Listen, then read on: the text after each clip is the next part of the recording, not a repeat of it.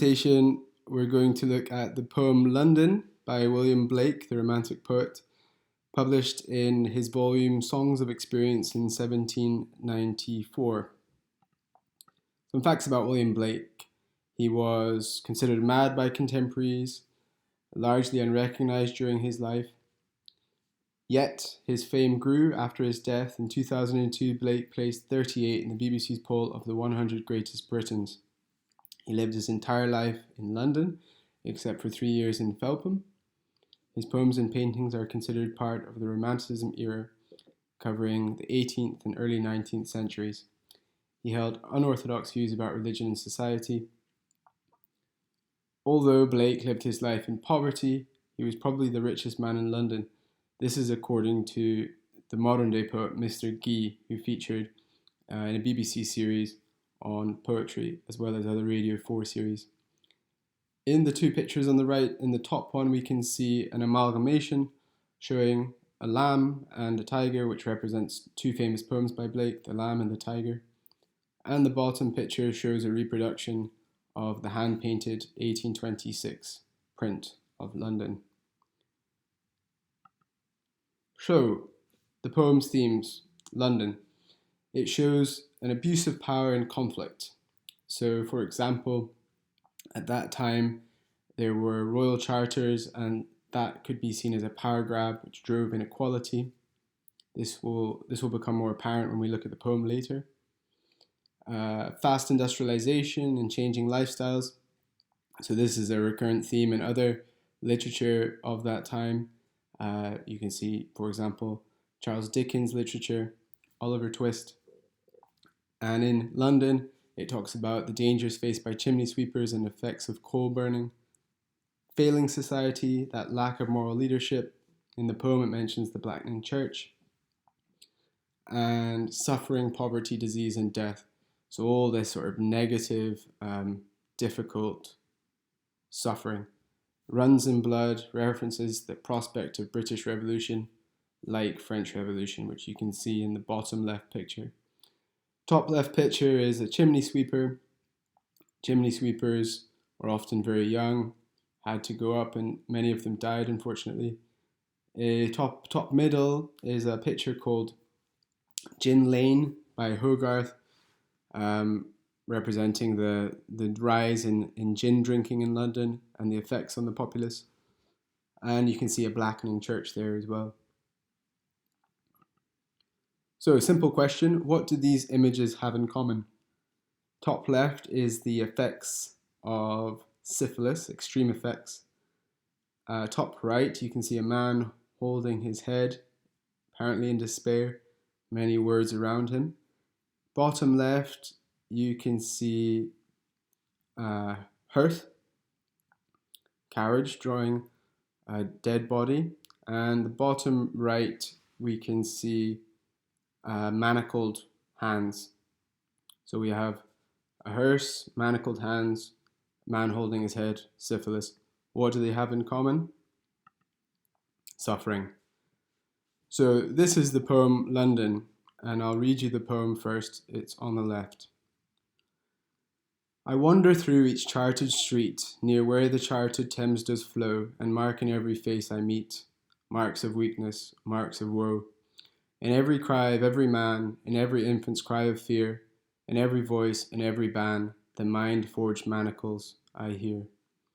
How the chimney sweepers cry, every blackening church appalls, and the hapless soldier's sigh runs in blood down palace walls.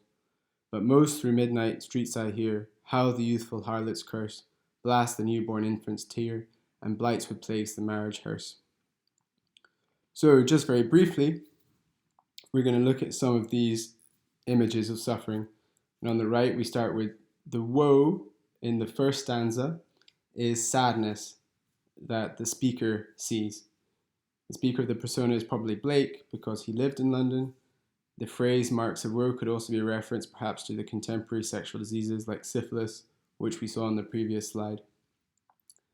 So in the second stanza, we see this repetition of the cry of, and this is showing that suffering is acute.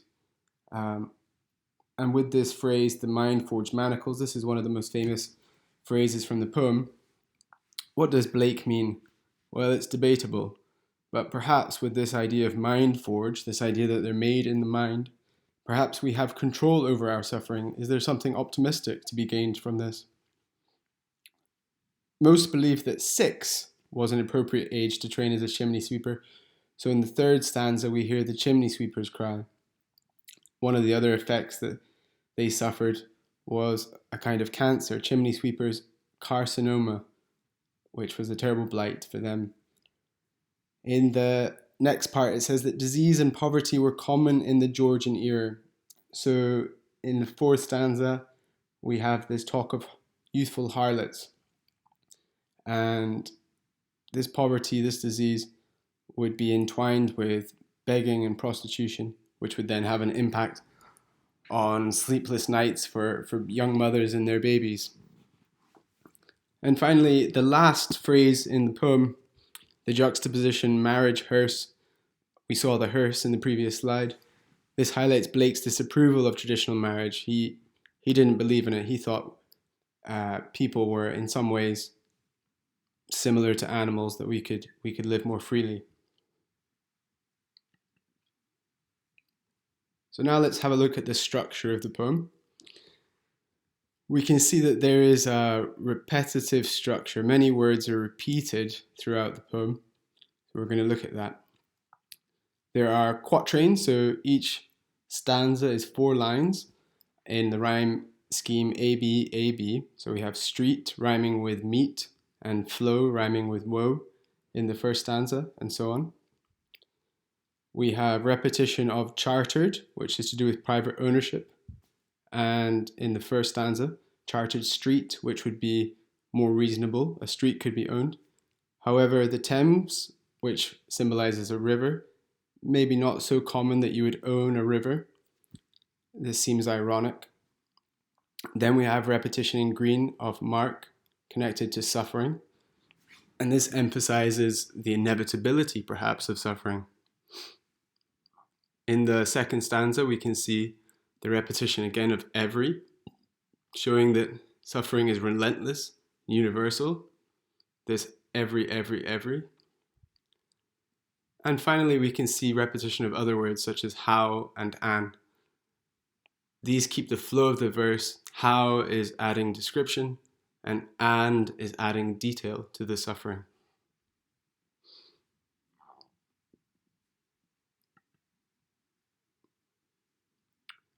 So finally, let's look at the relevance of the poem to today's society. Well, we could say that higher housing and rental prices for ordinary Londoners is partly due to massive private investment. For example, in the above picture we see the Shard, which is owned by oil-rich Qatar. So there's a large disparity between those with wealth and those who don't have it. In the foreground, we see the borough market, where people may not be as wealthy. In our contemporary society, there's a lot of debt. Perhaps this reflects mind-forged manacles. Also, it broadly alludes to slavery and capitalism. They talk about wage slaves nowadays. It can be said that all themes of the poem are still relevant and universal. Abuse of power, inequality, problems with capitalism and globalization, environmental degradation, such as climate change and poverty. So in a sense, suffering is eternal and unstoppable. This poem is transmitting a bleak outlook on society. However, just like the idea that we have some control, mind-forged manacles, perhaps there is hope. Blake's poetry has influenced the spoken word movement with great modern poets such as Mr. Gee. So perhaps this is something that we can take hold of, which may free us a little bit. What do you think?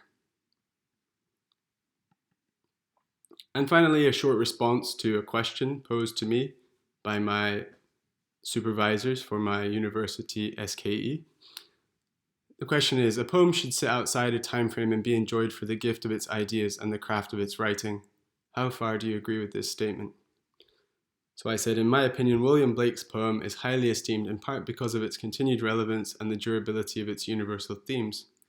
Hence, to some extent, the poem London does stand alone, and its free-flowing, simple rhyme scheme can be appreciated by experts and non-experts alike. Although Blake's poetic genius does have a timeless quality, an understanding of the historical context adds to its value and power. Even just a little background about changes taking place in 18th century society is pertinent.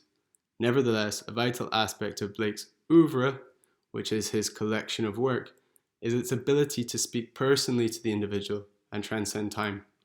Maybe that explains why poetry is the oldest form of literature. So if you have any ideas, feel free to share them in the comments below. These are my sources. Thank you for listening. Bye.